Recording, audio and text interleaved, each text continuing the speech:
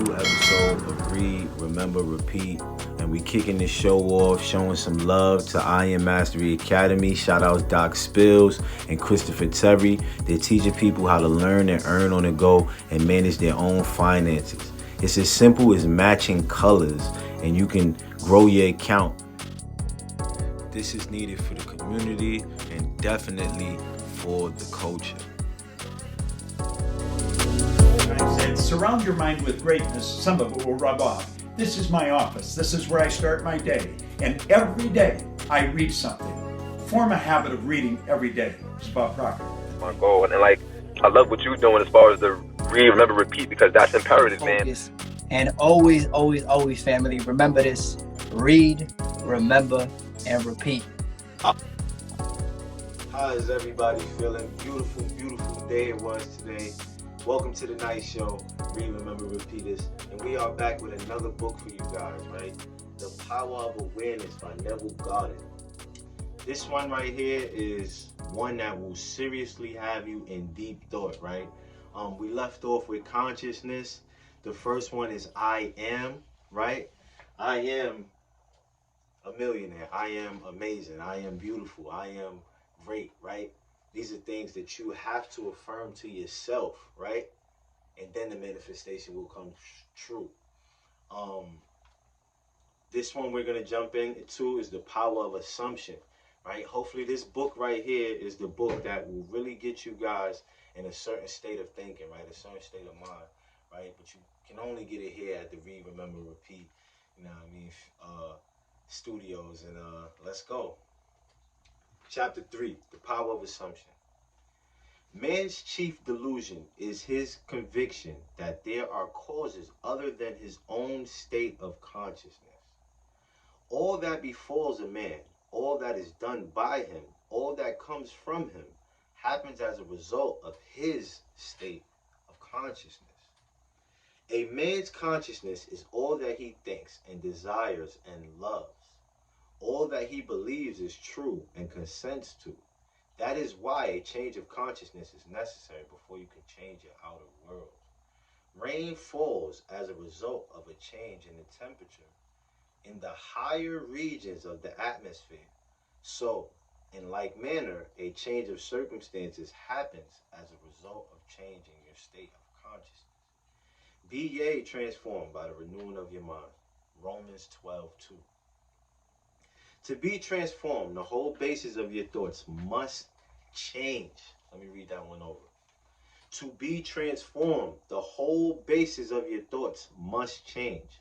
But your thoughts cannot change unless you have new ideas. For you think from your ideas.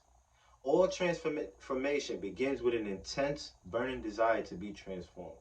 The first step in the renewing of the mind is desire. You must want to be different and intend to be before you can begin to change yourself. Then you must make your future dream a present fact. You do this by assuming the feeling of your wish fulfilled. By desiring to be other than what you are, you can create an idea of the person you want to be and assume that you are already that person. If this assumption is persisted in until it becomes your dominant feeling, the attainment of your idea is inevitable. I'm gonna read that over. If this assumption is persisted in until it becomes your dominant feeling, the attainment of your idea is inevitable. The idea you hope to achieve is always ready for an incarnation, but unless you yourself offer it human parentage, it is incapable of birth.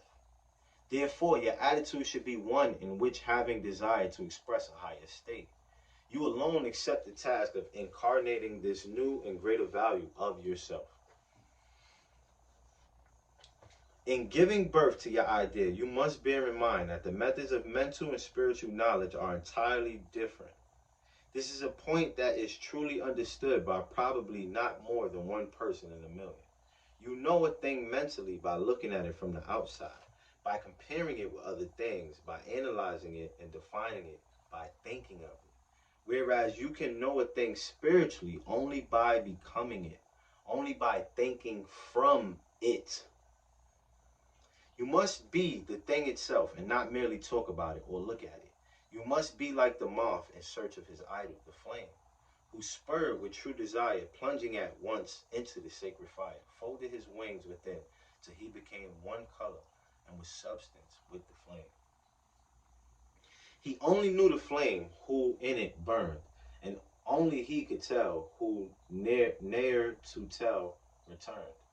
Just as the moth in his desire to know the flame was willing to destroy himself, so must you in becoming a new person. Be willing to die to your present self. You must be conscious of being healthy if you are to know what health is. You must be conscious of being secure if you are to know what security is. Therefore, to incarnate a new and greater value of yourself, you must assume that you already are what you want to be and then live by faith in the assumption which is not yet incarnate in the body of your life, in confidence that this new value or state of consciousness will become incarnated through your absolute fidelity to the assumption that you are that which you desire to be. This is what wholeness means, what integrity means. They mean submission of the whole self to the feeling of the wish fulfilled in certainty. That new state of consciousness is the renewing of mind, which transforms. There is no order in nature corresponding to this willing submission of the self to the ideal beyond the self. Therefore, it is the height of folly. It is the height of folly to expect the incarnation of a new and greater concept of self to come about by a natural evolutionary process. That which requires a state of consciousness to produce its effect obviously cannot be affected without such a state of consciousness. And in your ability to assume the feeling of a greater life, to assume a new concept of yourself, you possess what the rest of nature does not possess: imagination, the instrument by which you create your world. Your imagination is the instrument, the means whereby your redemption from slavery, sickness, and poverty is effected. If you refuse to assume the responsibility of the incarnation of a new and higher concept of yourself, then you reject the means, the only means, whereby your redemption, that is, the attainment of your idea, can be effected. Imagination is the only redemptive power in the universe. However, your nature is such that it is optional to you whether you remain in your present concept of yourself, a hungry being longing for freedom, health, and security, or choose to become the instrument of your own redemption, imagining yourself as that which you want to be, and thereby satisfying your hunger and redeeming yourself. Oh, be strong then, and brave, pure, patient, and true. The work that is yours let no other hand do. For the strength for all need is faithfully given from the fountain within you, the kingdom of heaven. Family, that's, I'm sorry, forgive me. That is the power of assumption.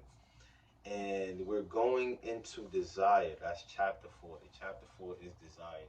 So y'all already know it's the middle of the show. Let's get y'all this sauce and we'll be right back.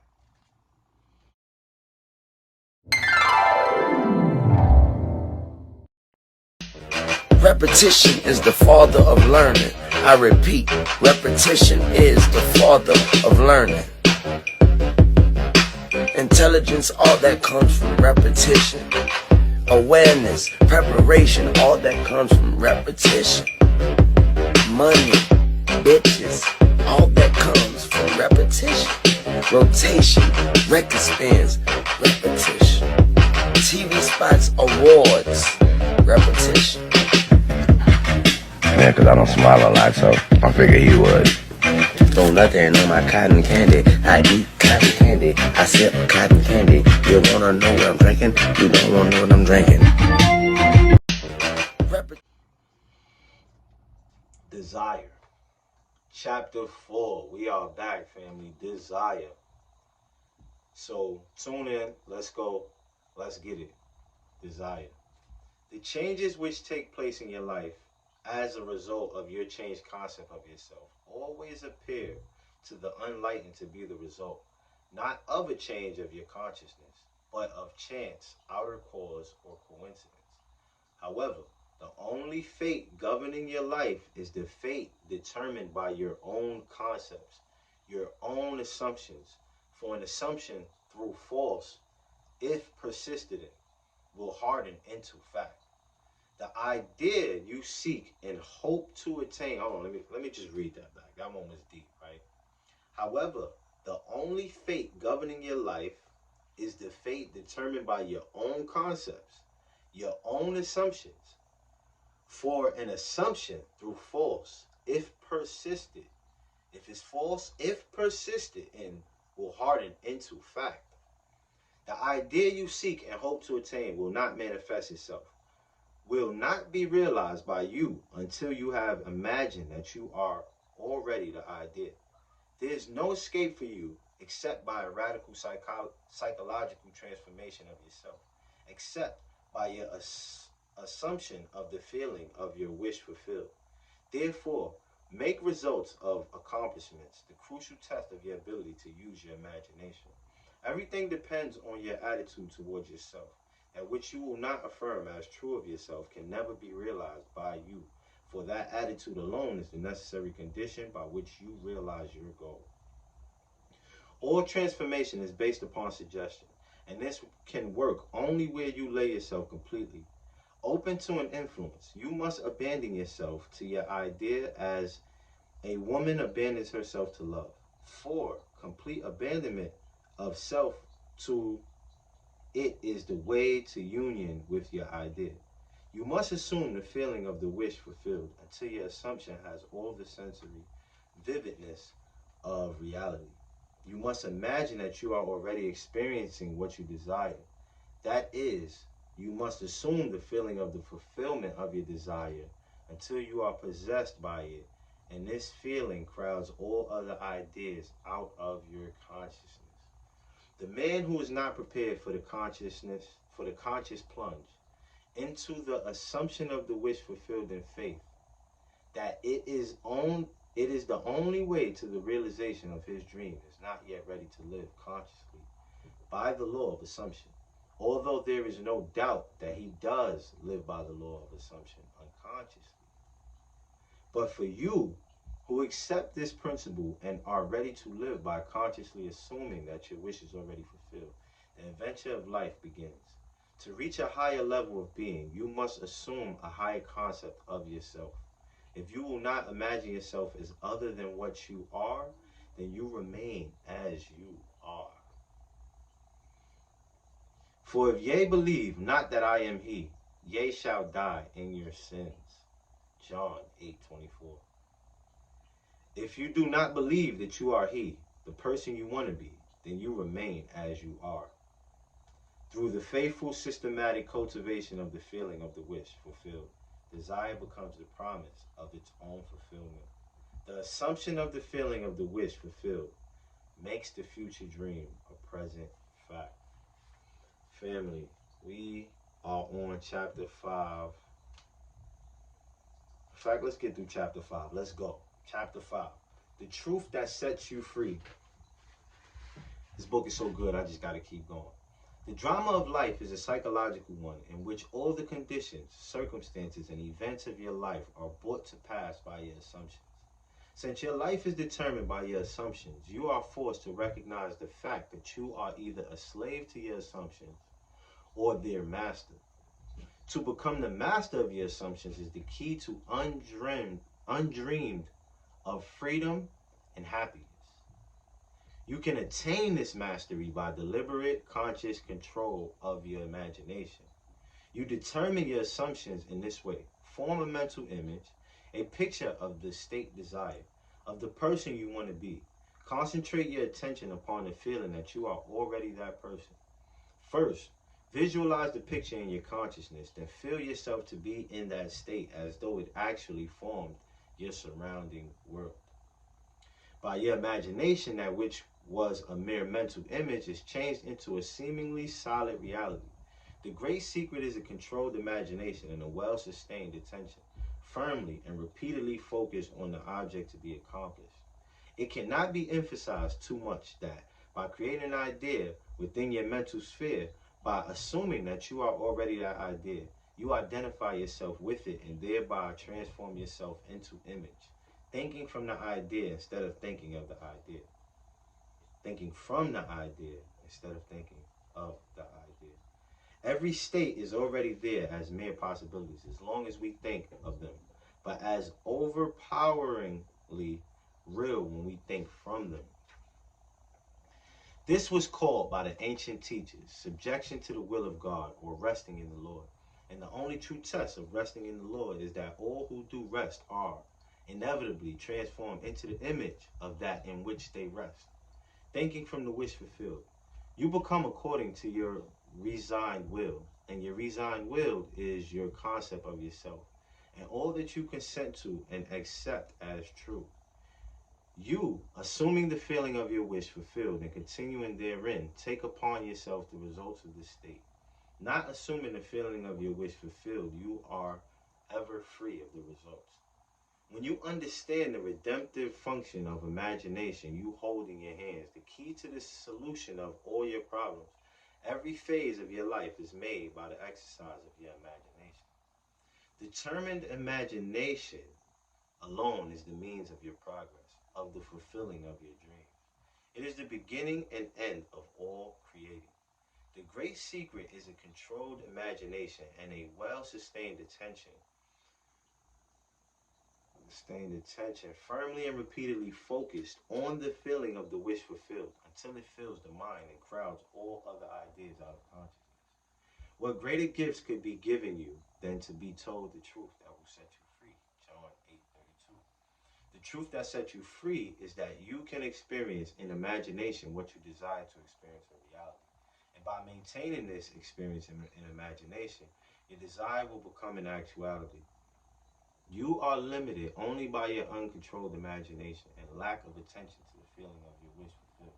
When the imagination is not controlled and the attention not steadied on the feeling of the wish fulfilled, then no amount of prayer or piety or invocation will produce the desired effect. When you can call up at will whatsoever image you please, when the forms of your imagination are as vivid to you as the forms of nature, you are a master of your fate. Ooh. You must stop spending your thoughts, your time, and your money. Everything in life must be an investment. Visions of beauty and splendor, forms of a long lost race, sounds and faces and voices from the fourth dimension of space. And on through the universe boundless, our thoughts go lightning. Shod, some call it imagining, and others call it God. Dr. George W. Carey. Chapter 6 will be starting on tomorrow. Let's go. Gang.